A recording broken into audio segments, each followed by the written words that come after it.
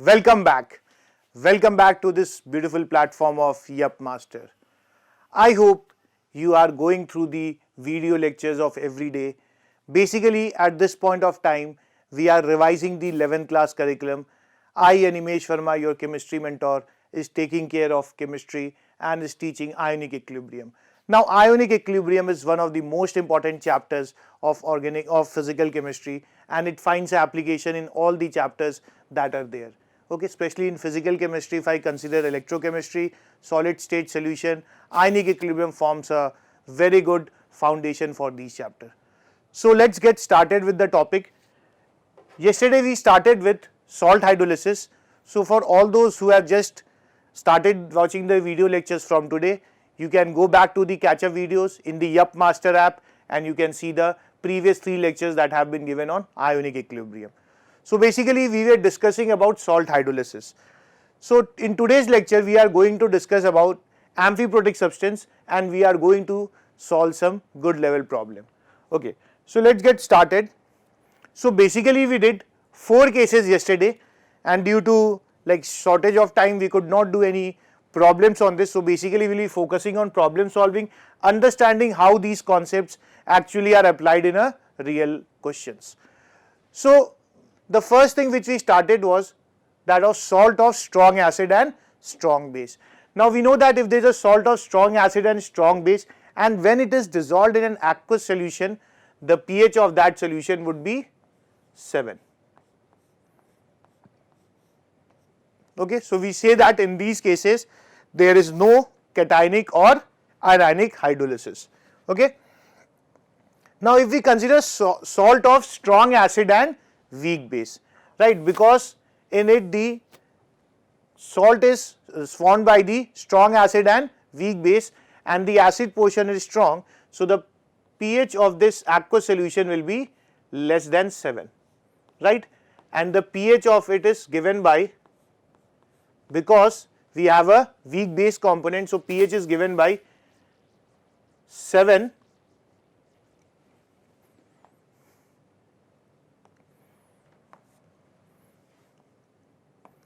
So pH over here is given by 7 because it is acidic in nature, so the pH is less than 7. So this will be 7 minus half of pKb plus log C, right. So this we have derived yesterday also. Now if we consider the salt of weak acid and strong base, because here the component of base is strong, so the pH of this salt when dissolved in aqueous solution would be greater than 7.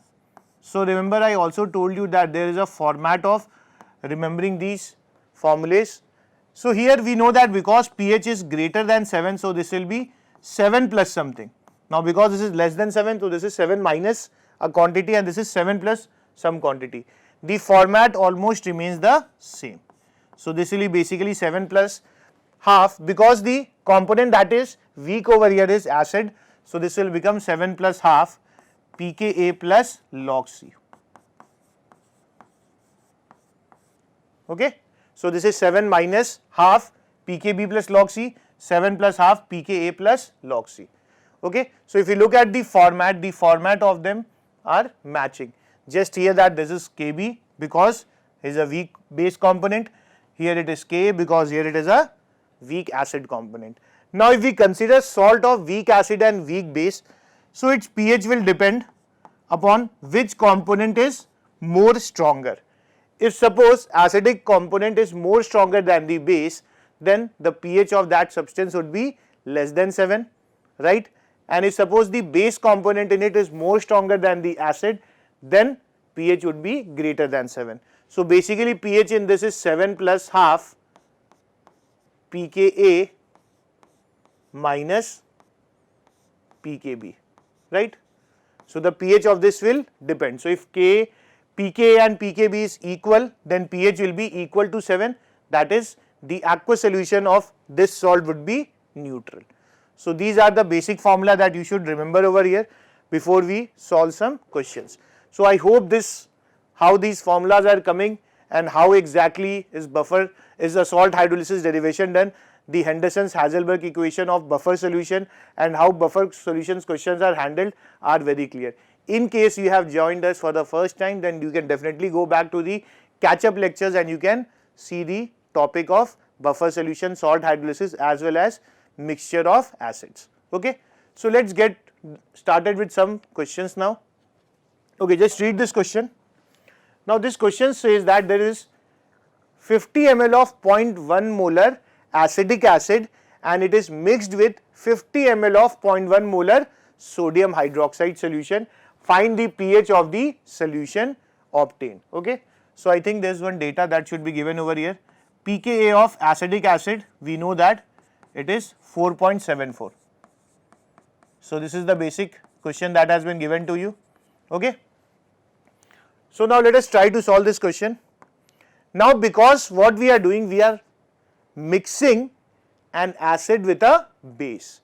So there would be a acid base neutralization reaction and we would form a salt plus water. So let's write the reaction first. So we know that we are having acetic acid.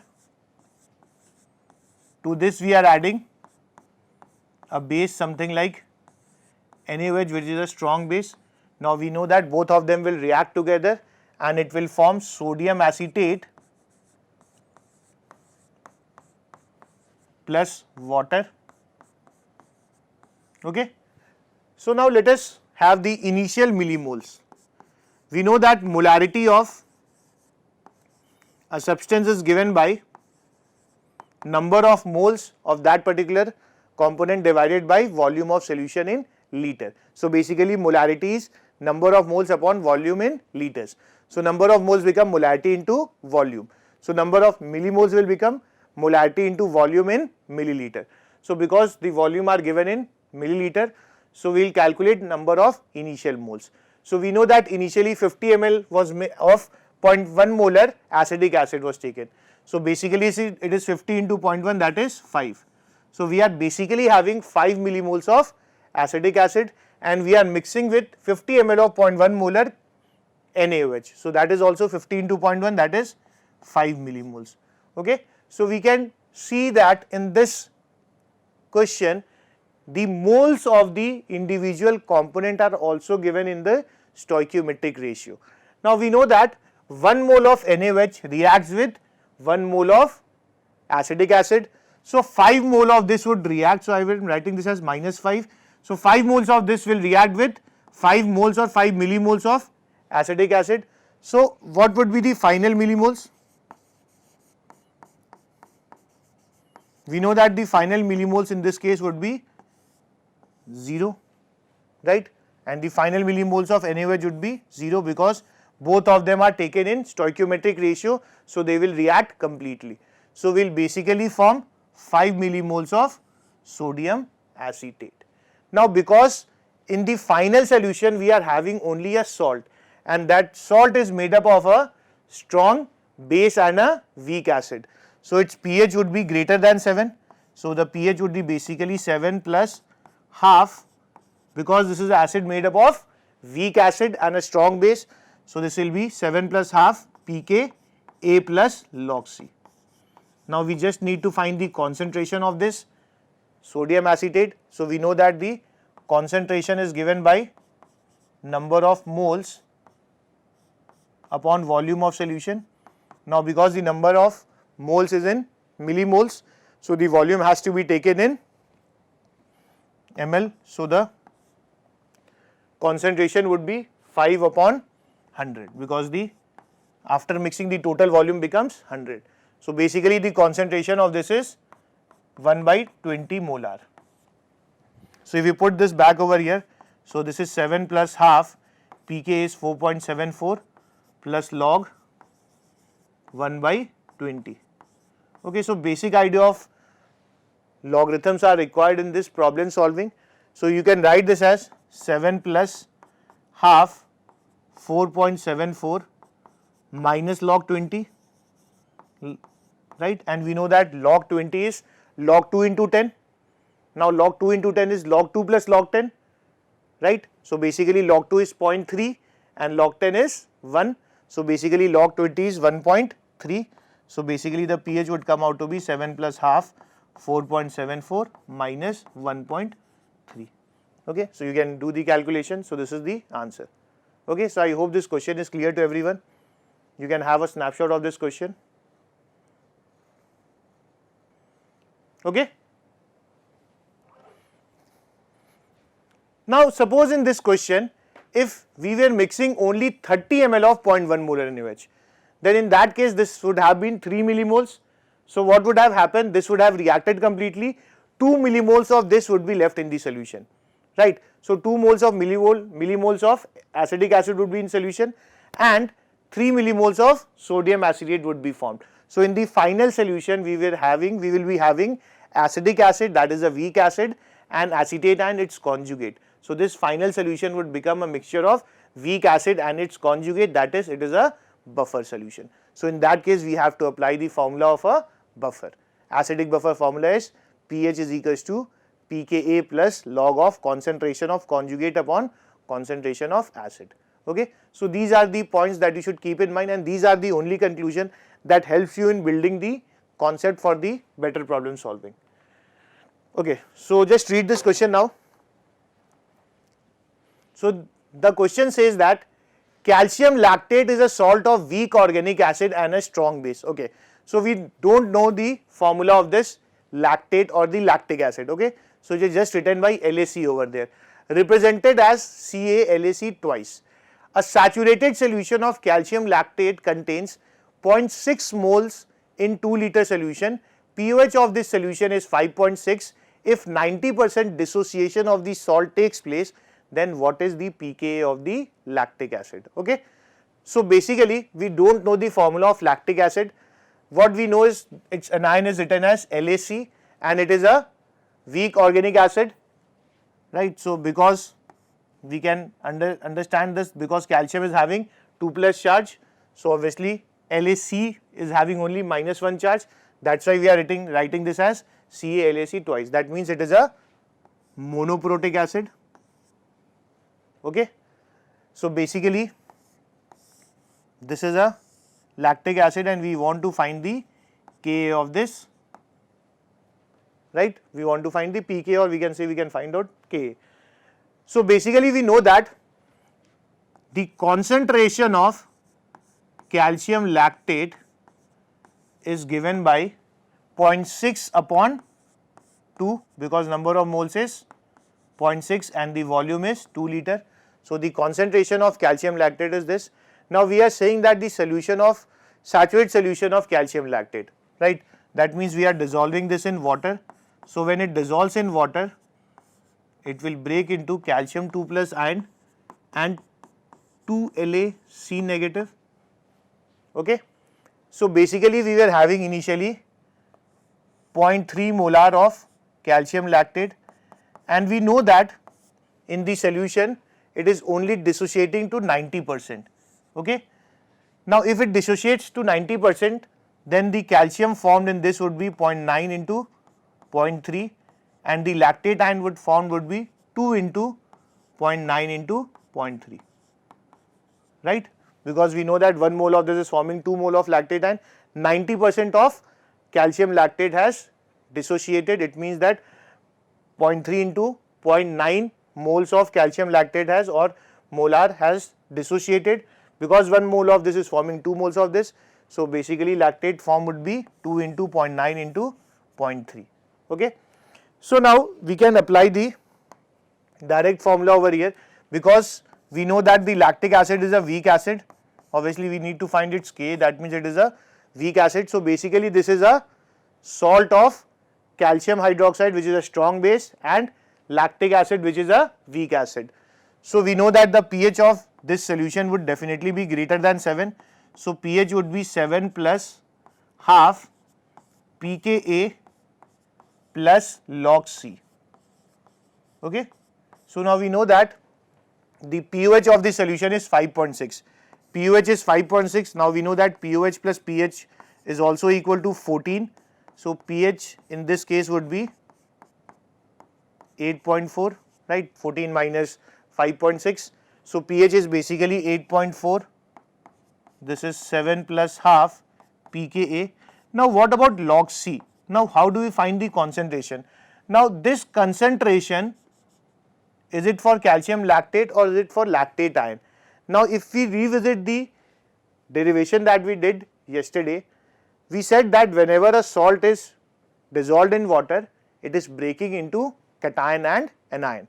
The cation and anion get hydrolyzed and the solution will become either acidic, basic or neutral. So basically it is the hydrolysis of the ion. So in this case, because calcium 2 plus, if it hydrolyzes, it will give us calcium hydroxide, which is a strong base, because it is written over here, it is a strong base. So the hydrolysis of cation won't take place. So basically in this, the hydrolysis of anion would take place. Lactate ion would go into the aqueous solution and form lactic acid plus OH negative. Lactate ion will pick up H plus ion from water and it will convert into lactic acid and OH negative. So basically we need to know the concentration of the lactate ion. So basically this C is the concentration of lactate ion. So basically this would be log of 2 into 0.9 into 0.3. Okay. So now you can do the needful calculation and you can find out the value of pKa. Okay. So I hope this question is clear to everyone. Just have a quick look at the question. If you want, you can take the snapshot of this as well.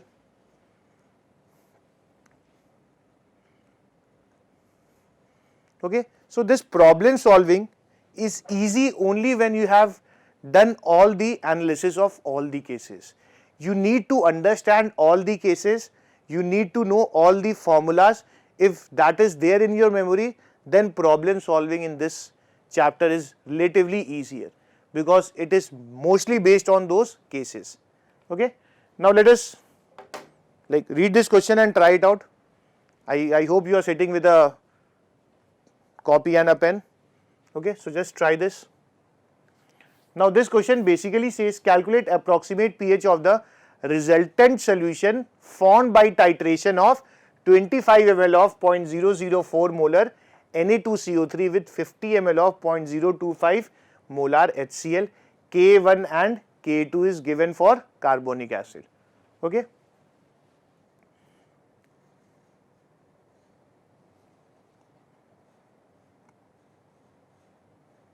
So what we are going to do in this reaction? Now basically we know that we are having sodium carbonate, because it is an ionic compound, it will break into carbonate ion. So 1 mole of Na2CO3 will furnish 1 mole of carbonate ion. Now this carbonate ion will undergo hydrolysis. Sorry. It is undergoing a reaction with HCl, right? So basically it will react with H plus ion in the HCl. Because if Na plus react with Cl negative, it will form NaCl. NaCl is a strong electrolyte, so that won't affect the equilibrium. So basically this is a reaction between a carbonate and a H plus ion. Now because there is a data of K1 and K2 given, so we need to react in stepwise. We can directly react also carbonate plus 2H plus forming H2CO3. But in ionic equilibrium, because K1, K2 is given, so you need to do the stepwise analysis. So in the first step it will add a H plus ion, it will form HCO3 negative, right. Now let us consider at time t equals to 0 the millimoles of Na2CO3. Now we know that the millimoles of Na2CO3 would be 25 into 0.004. So this is basically 25 into 0.004, right. So this is basically 0.1 millimoles, right. If you multiply this, so we get 0.1 millimoles. Okay, so basically carbonate is 0.1 millimole, 25 into 4 is 100. So this is 0.01, okay, right.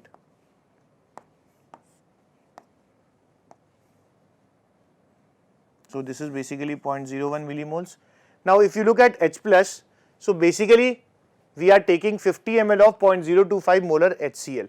So basically the number of millimoles of HCl would be 50 into 0.025, right. I hope this is clear to everyone, which is 0.0125.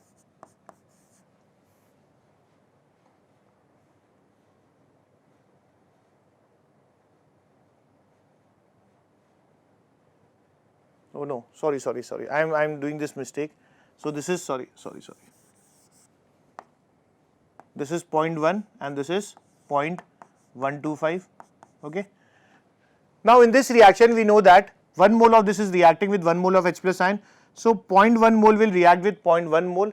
So basically we will be left with 0.025 mole of HCl. Right. So we will be left with, after say some time t when this reaction has happened, so we will be left with 0.025 moles of H plus. Now we know that because this is a limiting reagent, so 0.1 millimole of HCO3 negative would be formed. So what we are doing, basically we are mixing sodium carbonate with HCl. We know that sodium carbonate is basic in nature, so it will react with acid forming salt plus water. So basically the component that is reacting, we are taking it out. Carbonate is reacting with H plus. We are doing it in a stepwise. So this will react and it will form HCO3 negative. So we wrote the initial millimoles of carbonate, we wrote the initial millimoles of HCl, H plus, and we did the stoichiometric calculation. Now in the final solution we are having bicarbonate and H plus ion. Now because bicarbonate has a negative charge and it is also a basic in nature, this is basically a conjugate base of H2CO3. So this would combine back with the H plus and it would form H2CO3, right. I hope this step is clear to everyone. Because we are left with some amount of H plus and bicarbonate ion is being formed in this, so they will react together, it will form H2CO3. So basically this is 0.1 millimoles initially and this was 0.025. Okay, we know that 1 mole of this will react with 1 mole of this, so this will basically react and we will form 0.975 millimoles of HCO3 negative would be left in the solution and 0.025 moles of H2CO3 would be formed in the solution. So after mixing 0.004 molar Na2CO3 with 0.025 molar HCl, in the final solution we will have bicarbonate ion and a H2CO3. So this is basically a buffer solution that is left in the solution. We are left with a weak acid H2CO3 and its conjugate, that is HCO3 negative. So basically in the final solution it is a buffer solution. So the pH of this would be,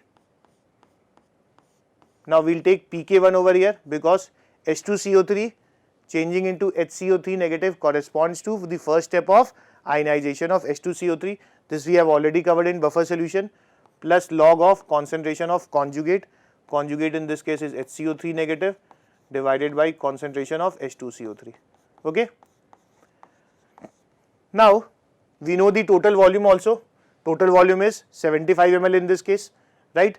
So pH would basically be, pK1 is given as 6.4 plus log of 0.975 divided by 0.025. The volume term will anyway get cancelled out because the ratio of concentration is also the ratio of number of moles. So basically the concentration will be this divided by 75, this divided by 75. So when you divide it, so that 75 factor can be cancelled out. So basically the moles of the ratio of concentration is also the ratio of moles. So I hope this is clear to everyone. Just look at the step, just understand what is being done in this question, right. Just see and have a snapshot of this. So basically what we are doing is, we are reacting the components stepwise, we are carrying out the necessary stoichiometric calculation. Like in the first step we can clearly see that HCO3 negative and H plus is there in the solution. Now because HCO3 negative is a basic in nature, so it will react with H plus and would form H2CO3. Then we would again do the stoichiometric calculation. We know that their initial number of millimoles is this. So in the final solution we are left with only H2CO3 and HCO3 negative. So this is clearly a buffer solution. Okay. Okay, just have a look at this question. Try to solve this question now.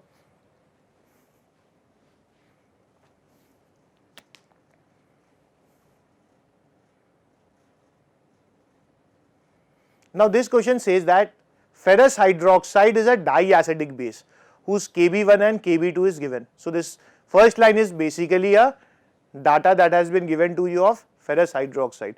Now the question says that what is the concentration of ferrous hydroxide in 0.1 1 molar ferrous nitrate aqueous solution. So basically what is happening over here is we are taking a ferrous nitrate salt aqueous solution.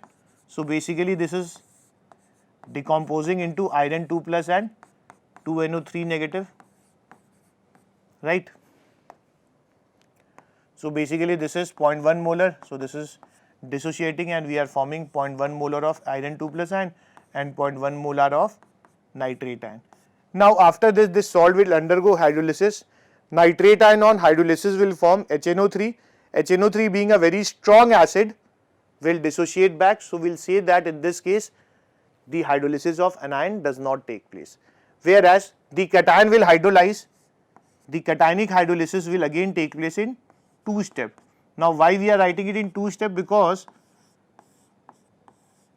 FeOH whole twice is a weak, right, it is a weak base because its data is also given Kb1 and Kb2. So in the first step it would pull out OH from water and would furnish a H plus ion. Because this is the hydrolysis step, so this will have a hydrolysis constant which is Kw upon. Now what I have already said to you, the shortcut is whatever component is being formed over here, the equilibrium constant corresponding to that step. So basically this is FeOH plus and Fe2 plus. So this is basically corresponding to the second step of equilibrium constant of base decision constant of FeOH whole twice. Okay. So if you are getting confused, so FeOH whole twice is breaking into iron OH plus plus OH negative. So this corresponds to Kb1 whose value has been given to you. Now FeOH plus dissociates in the second step giving iron 2 plus plus OH negative. This corresponds to the second step of ionization, that is Kb2. Okay. So basically iron 2 plus and FeOH plus, this is there in the second step of ionization. So this is basically Kb2. So we know that the value of Kb2 is 2.5 into 10 raised to minus 6. Kw we know that it is 10 raised to minus 14. So we'll just do the calculation over here only. So when you do this, the Kh, let us call this as Kh1. So this will be 10 raised to minus 8, right. So this will be 4 into 10 raised to minus 9. Okay, I hope this step is clear to everyone. Okay. Now we know that the concentration of this is 0.1. Okay. So let us assume that X amount has hydrolyzed. So we are forming X amount of FeOH plus and H plus as X. Okay. So now this FeOH plus formed will also hydrolyze in the second step because it is a cation. So the cation will undergo hydrolysis. It will pull out a OH negative from water forming FeOH whole twice plus H plus ion. Now we know that the concentration of FeOH plus is formed is X from the first step. Now let Y amount of this has hydrolyzed. So we will be left with X minus Y. So 1 mole of this gives 1 mole of this and 1 mole of H plus ion. So Y amount will give Y of FeOH twice and Y of H plus. Now because this is again a hydrolysis, the hydrolysis constant will be Kw upon what we will write over here, because this corresponds to the first step of ionization. So this is Kb1. Now the value of Kb1 is 10 raised to minus 4. So basically this is 10 raised to minus 14 upon 10 raised to minus 4. So the Kh2 will be 10 raised to minus 10 in this case. Okay. Now because the value of Kh is very small, 10 raised to minus 10 is a very small value, that means this reaction has come to forward direction to a very small extent. Okay. So basically the value of Y will be very small, right. Also because H plus is coming from both the steps, so basically it will be X plus Y and X plus Y. Okay. H plus coming from the first step, H plus coming from the second step as well. So total H plus will be X plus Y. FeOH plus in the final solution is X minus Y. So we write here also X minus Y because some portion of it has reacted in the next step. So because Kh2 value is very small, so we will say that Y can be neglected. So basically wherever you are adding Y or subtracting y, you can write this as, you can neglect it and we can write this as x. So basically if we look at the KH2 expression, now the KH2 is equal to concentration of this into this, which is y into x divided by the concentration of FeOH plus, which is x. So this gets cancelled out. So y comes out to be equal to KH2, that is 10 raised to minus 10. Y is also the concentration of FeOH whole twice. So this is the answer. So suppose in this question, if you had been asked to calculate the pH, so what we will have done here over here is, because KH1 value is also very small, right? So for finding out the pH, we need to find the concentration of H plus ion. So for that we have to use the KH1 data as well. Because KH1 is small, that means X is also small. So we know that Y was small, so wherever Y was added or subtracted was neglected. Now because KH1 is also very small, so we know that X is also having very small value, so X will also be neglected. Okay, so in this case the expression would be X into X divided by 0.1 equals to 4 into 10 raised to minus 9. So basically expression would be x square 4 into 10 raised to minus 10. So x in this case is the concentration of H plus ion, would become 2 into 10 raised to minus 5. So we can calculate pH of this solution. Okay, so this is again a very good question. So just look at it again. So basically we are having ferrous nitrate as the aqueous salt. We are taking it in aqueous solution. Now when we are taking it in the aqueous solution, we know that it will dissociate into cation and anion.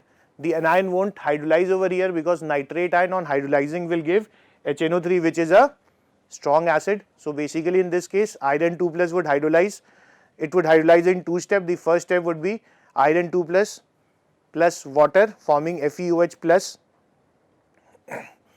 H plus ion, and in the second step FeOH plus will again hydrolyze forming FeOH whole twice plus H plus. Now we are just calculating the hydrolysis constant KH1 and KH2 by the data which has been given to us. Now using the approximation over here, we can find out the value of FeOH whole twice. Okay, so I hope this question is clear to everyone. Have a snapshot of this as well. Okay, so these are actually very good level question that can be asked in JEE. Now let us come to 2 or 3 very important and a conceptual question before we jump on to amphiprotic substance. Now suppose we have been given say 0.1 molar Na3PO4 and we want to find the pH of this solution. Now suppose K1 of for S3PO4 data has been given. Suppose this is just an approximate value. Suppose K1 is given as 10 raised to minus 6, K2 is given as 10 raised to minus say 9, and K3 suppose is given, so this is given 10 raised to minus 10, K3 suppose is given as 10 raised to minus 15. Okay. So suppose this data has been given to you. The question is, we are dissolving 0.1 molar Na3PO4 in an aqueous solution. So find the pH of it. So basically this will again split into Na plus and phosphate ion.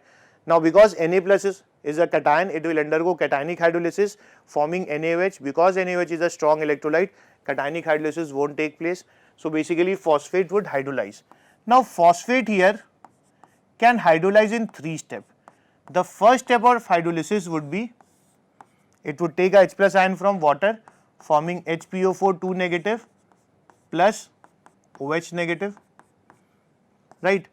Now this hydrolysis reaction will again have a hydrolysis constant which is KH equals to, suppose we will say this is KH1, so this is KW upon, now this will correspond to the third step of ionization constant. Basically if you look at the ionization of S3PO4, so basically S3PO4 would hydrolyze, would dissociate as H plus H2PO4 negative. This would correspond to the first step of ionization, that is K1, then H2PO4 negative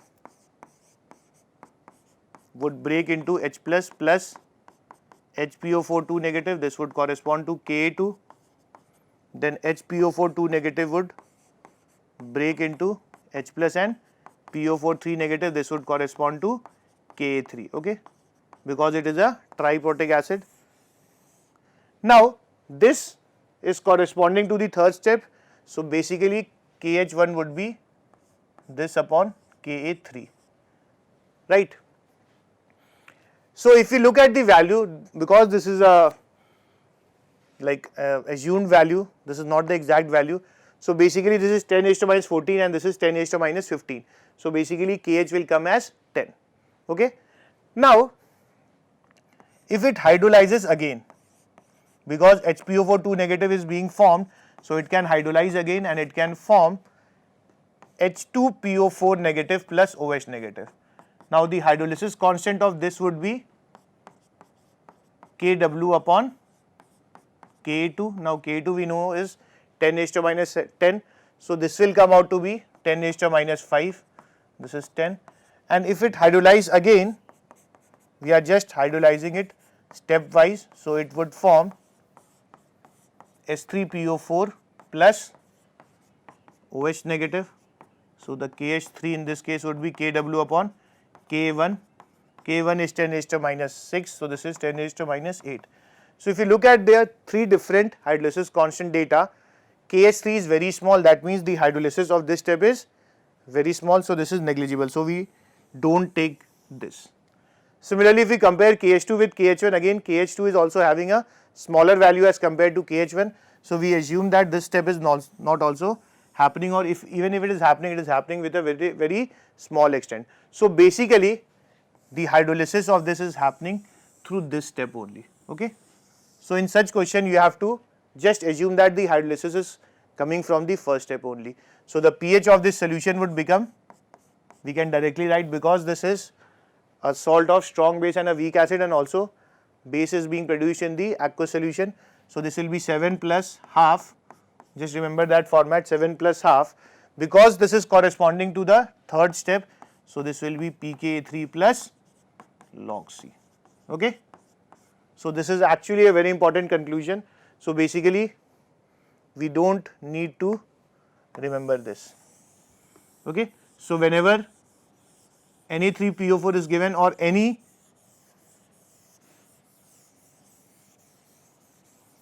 acid or any conjugate base, right, which can react with water and form triprotic acids, only the first step is taken, right. So this is again a very important conclusion. Just have a look at this. So I hope this is clear to everyone. These are actually very good level question that you need to understand. So basically whenever you are taking any acid which is ionizing in 3 steps, so basically the first step of hydrolysis is contributing in its pH, because K3 is having the least value. So the ratio with Kw will be having a considerable value which cannot be neglected, whereas the other 2 steps can be neglected because the ratio with Kw will come out to be very less. Okay. So I hope this is clear. Now let us come to the topic which we wanted to discuss. Today we wanted to discuss about the amphiprotic substance. Now we know that amphiprotic substance is any molecule or ion that can either donate a proton or accept a proton, right. The common example is water, right. Water can take up H plus forming H3O plus, it can lose H plus forming OH negative. Ammonia can take up H plus ion forming ammonium ion, or it will lose H plus forming NH2 negative, that is amide ion. Okay. So these are the common example of a amphiprotic substance. Now if we consider amphiprotic ions, the common example would be HCO3 negative. Now HCO3 negative is a conjugate of H2CO3. So HCO3 negative can basically accept a proton because it is having a negative charge on it. So it can accept a proton forming H2CO3, because it has a hydrogen attached to an electronegative atom as well. So it can lose a proton as well. So basically this can act as a amphiprotic substance. Similarly with HS negative, it can gain a H plus because it is having a negative charge. So it will form H2S. It can lose a H plus forming sulfide ion. Okay. Similarly, S3,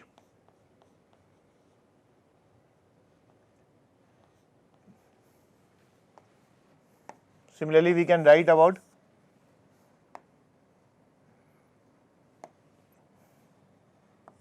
H2PO3 negative. Now H2PO3 negative is a conjugate of H3PO3. H3PO3 is a diprotic acid. So H2PO3 negative can accept a proton forming H3PO3. It can lose a proton forming HPO3 2 negative. Okay.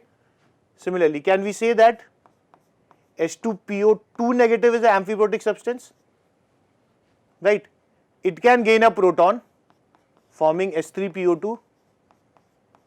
Right. So this can act as an acid, but it cannot lose a H plus ion.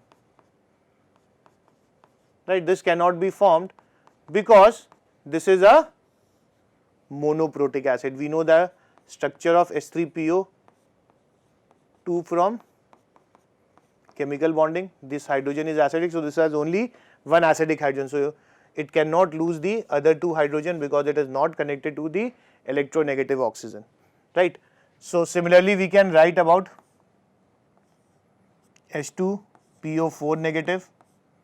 It can gain a proton forming H3PO4. It can lose a proton forming HPO4 2 negative. Similarly, we can also write for HPO4 2 negative. This can also lose a proton forming phosphate ion. It can gain a proton forming H2PO4 negative. Okay. So these are the example of few amphiprotic substance. So basically, amphiprotic substance is a substance which can, suppose let us consider HS negative, it can lose a proton in solution, or it can act as a acid in the solution. Also, it can gain a proton in the solution. So it can gain a proton in the solution and form this. So basically, it is furnishing OH negative ion, so it is also acting as a base. So we directly say that an amphiprotic substance is a substance which can gain as well, which can act as acid as well as a base. Okay. So which can either be a proton donor or a proton acceptor. Okay. So I hope this is clear to everyone. So now quickly let us jump onto the main portion of it, that is finding the pH of a amphiprotic substance. Now let us consider an example. Say we want to find out the pH of 0.1 molar sodium hydrogen carbonate. Okay. Now suppose Ka1 of H2CO3 is given to us. Say it is given as, let us assume to be 10⁻⁻⁶, and Ka2 of H2CO3, say it is 10⁻⁻11. Okay, so this is just the assumed value for solving the question. This might not be the real data. Okay. So basically what we are doing, we are dissolving NaHCO3 in water. So basically NaHCO3 would split into Na plus and HCO3 negative. Na plus would hydrolyze, showing a cationic hydrolysis, but when it hydrolyzes, it forms Na plus would pull out OH negative from water and it would form NaOH. So basically cationic hydrolysis won't happen because NaOH is a strong base. So basically the anionic hydrolysis would take place. So basically we are left with HCO3 negative in the solution. Now because HCO3 negative is a amphiprotic substance, it can gain a proton or it can lose a proton as well in the aqueous solution. So suppose it loses a proton, so we form H3O plus carbonate ion, right? All of them are in aqueous solution. If suppose it gains a proton, so in the aqueous solution it will gain a proton, so it will form H2CO3 plus OH negative. So these are the two equilibrium that will be happening. Also the water would be undergoing self ionization, forming H plus and OH negative. So if you look at these two reactions, this reaction corresponds to the second step of ionization of H2CO3, because H2CO3 is a diprotic acid. In the first step it would break as H plus plus HCO3 negative. Now HCO3 negative would break as H plus and CO3 2 negative. If we are writing water, so we will write H plus as H3O plus. So basically this is corresponding to the second step of ionization of HCO3 negative, right? And if you look at this, this is basically the hydrolysis of this anion. So this is hydrolysis. So hydrolysis constant would be Kh, which would be Kw upon, because here we are forming a weak H2CO3. So the equilibrium constant of this quantity. Now which quantity would be there, K1 or K2, because this involves H2CO3 and HCO3 negative. Now this is the first ionization constant, this corresponds to the first ionization constant, H2CO3 changing into HCO3 negative. So basically we would have K1 over here, okay. Now we will just manipulate this equation to get the pH. So let us just do one thing, let us just say we are just reverse this equation, okay. So when we reverse this equation, we will get carbonate ion plus H3O plus changing into HCO3 negative plus water, okay. Because you are reversing the reaction, so the equilibrium constant would become the reciprocal of the original equilibrium constant. Now just add the two equations. So basically HCO3 negative gets cancelled out and H2O gets cancelled with H2O. So basically this is carbonate ion plus H3O plus changing into H2CO3 plus OH negative. So when you add two equilibrium reactions, their equilibrium constant get multiplied. So the equilibrium constant of this reaction would be Kw upon K1 into K2, right. So basically the expression would become concentration of H2CO3 into concentration of OH negative divided by the concentration of carbonate ion into the concentration of H3O plus. This would be equal to Kw upon K1 into K2, okay. Now there is one approximation over here. We assume that the extent of both these reactions are equal. So we assume that the extent to which this reaction proceeds in the forward direction and this in the backward direction is same. So basically when they are same, so that means that the concentration of carbonate and H2CO3 formed would be same. So basically this gets cancelled out. So we are left with OH negative upon H3O plus is equal to Kw upon K1 into K2. Now we also know that the concentration of H3O plus into concentration of OH negative is also equal to Kw, right. So this we know over here. So what we will do is we will just write this Kw as H3O plus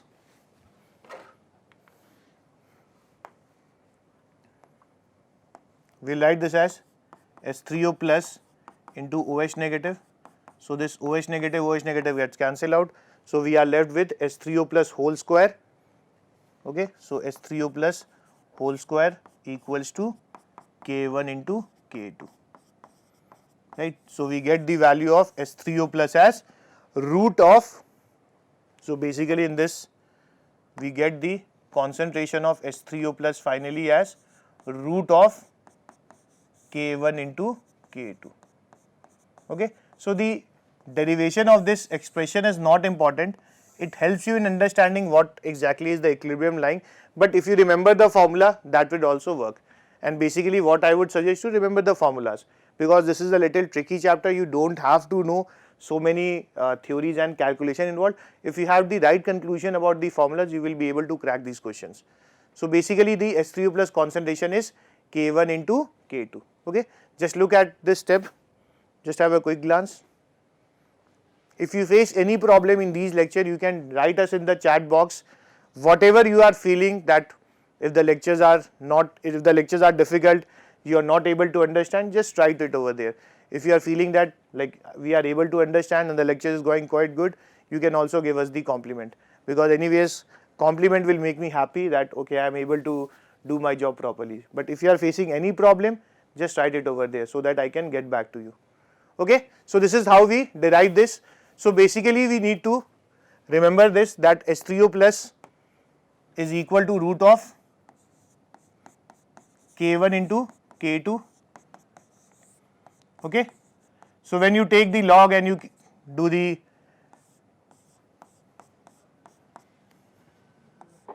so this would come out to be pH is equals to pKa1 plus pKa2 by 2. So this is the pH of a amphiprotic substance. Okay, so I hope this is clear to everyone. Just take log and take minus on both the side, so you will get this expression. So pH is basically pKa1 plus pKa2 by 2. Okay, so pH is basically pKa1 plus pKa2 by 2. I hope this is clear to everyone.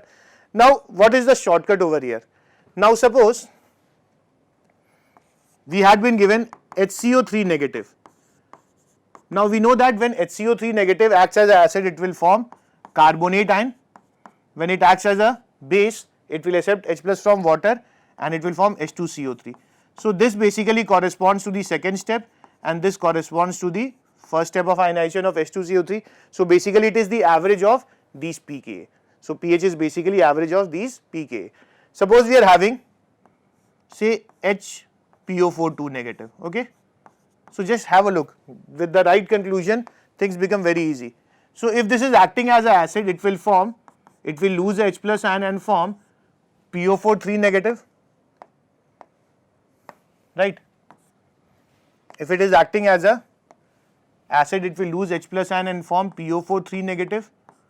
Now this would correspond to the third step of ionization of H3PO4. First step is H3PO4 changing into H2PO4 negative. Second step is H2PO4 negative changing into HPO4 negative.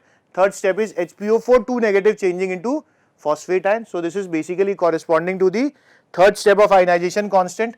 Now if it acts as a base, so it will gain a proton.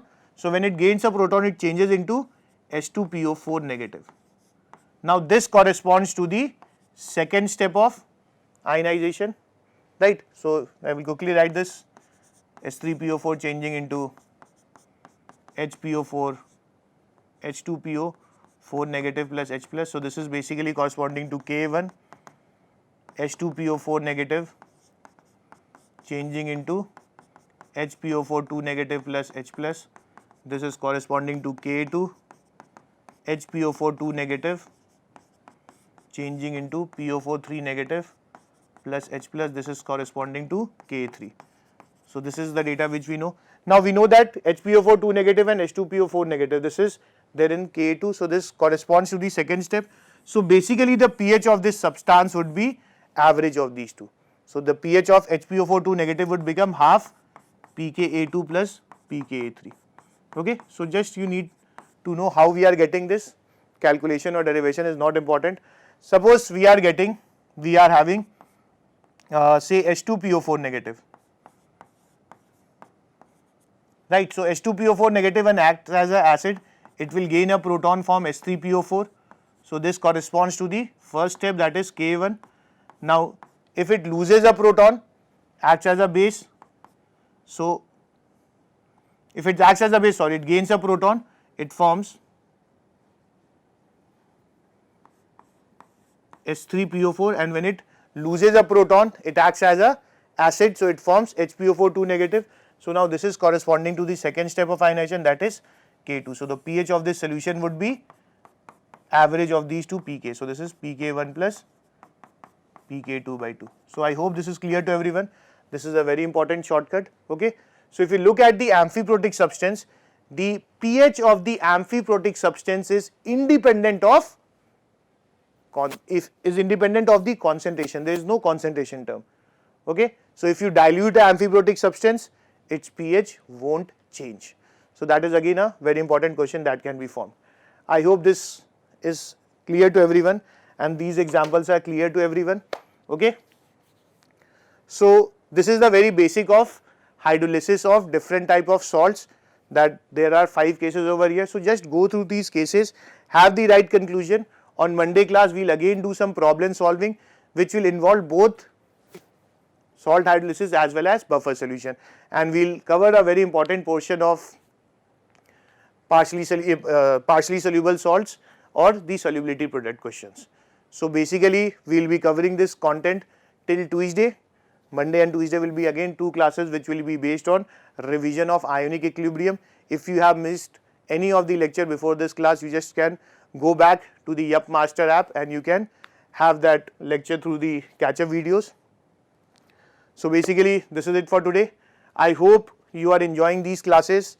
If you are liking these classes, if you are truly feeling that okay, this is a very good revision that is being done, so just write to us, just you can post your comment right away, like if you are enjoying the classes or if you are facing any issue with the classes, just write away. Any form of feedback, be it positive or negative, it will be helpful to us to implement those for the better learning of the student. Okay, so this is Animesh signing off for now. I hope everyone out there in their home are safe, healthy and maintaining a good hygiene. Okay, so this is it for today. We'll catch on Monday.